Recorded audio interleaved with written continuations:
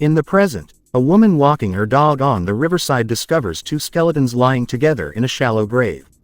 In 1820, Otis Figowitz nicknamed Cookie is a quiet chef traveling in Oregon country with a group of loud and aggressive fur trappers who harass him for not finding them enough food.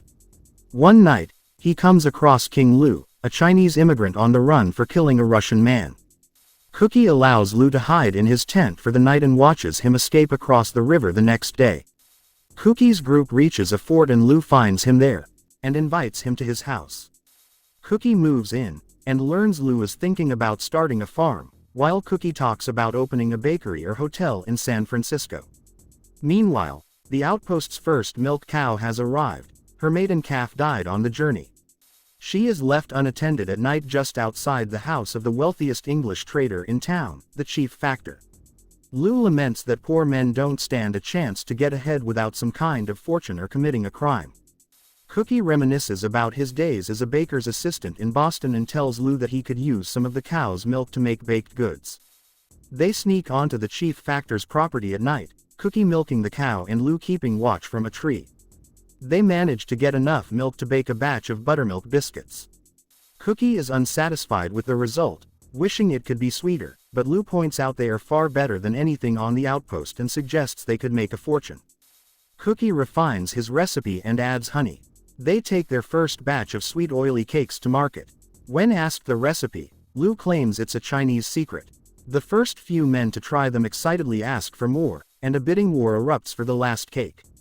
Word spreads and the men line up day after day as they run out.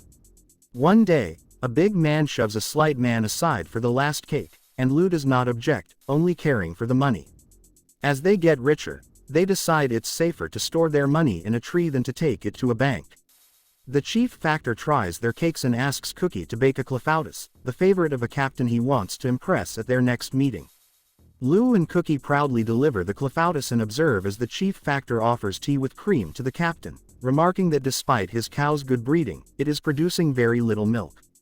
He takes the captain, the chief, Cookie and Lou to see the cow, which recognizes Cookie and nuzzles him. Cookie urges Lou to leave town now, sensing the danger, but Lou persuades him they don't have enough to get to San Francisco and start their business, so they go back the next night to milk the cow once again. A man at the chief factor's estate comes out to fetch a cat, and the tree branch breaks before Cookie hears Lou's warning call. They run as the alarm is raised, and after the captain sees the pail and stool and informs the chief factor his cow was being milked, they send their men to kill Lou and Cookie. When they reach a river, Lou jumps, but Cookie hides, then falls down a hill.